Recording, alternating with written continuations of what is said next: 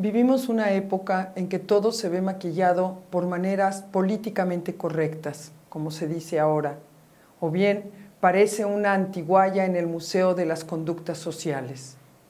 Por eso nos hemos vuelto testigos de regímenes e instituciones que, enfrentados a los periodos más cuestionados de su historia, creen que todo eso se zanja si se pide perdón. Aunque por supuesto ese perdón tiene que ser aparatoso.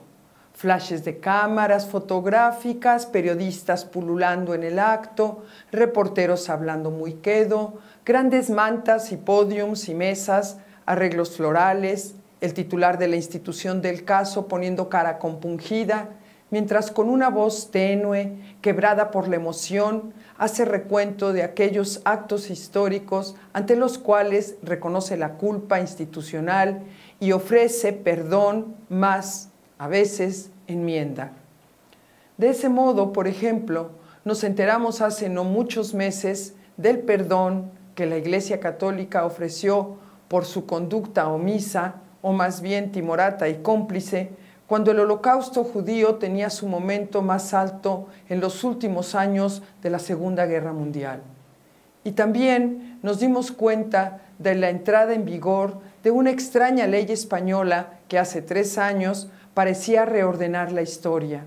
Entonces se derribaron monumentos y se borraron inscripciones en lápidas y edificios, todo con el fin de hacerle creer a los españoles que aquella época de encono y lucha terrible en la guerra civil no había dado lugar a vencedores y vencidos, sino más bien había sido la necesaria matriz de su democracia, nacida tras más de 30 años de la dictadura franquista.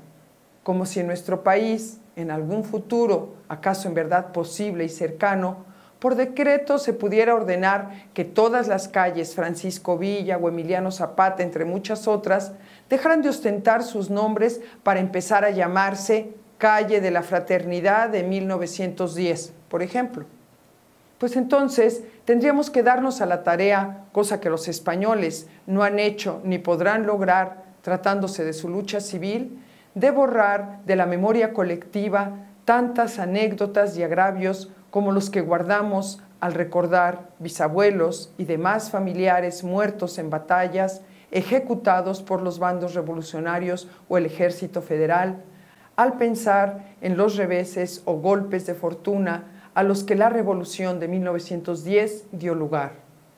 Todo eso viene a cuenta por el reciente encuentro que, organizado por el Senado de la República, tuvo lugar en el Castillo de Chapultepec.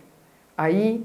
en nombre del Movimiento por la Paz con Justicia y Dignidad, Javier Sicilia reclamó a nuestros legisladores su responsabilidad por la violencia que, cito, golpea a millones de familias en el país y que se ha traducido en 50,000 muertos, 10,000 desaparecidos y 120,000 desplazados. Fin de cita.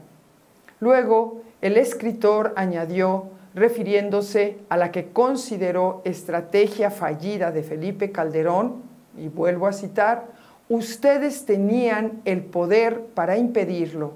no solo con la omisión a ejercer sus facultades y obligaciones, sino al asignarle a las Fuerzas Armadas el presupuesto para llevar a cabo esta guerra. Fin de cita. Así, tras una larga serie de participaciones y reclamos por parte de los integrantes del movimiento encabezado por Sicilia, los legisladores asistentes de diferentes partidos políticos también hicieron públicas sus consideraciones.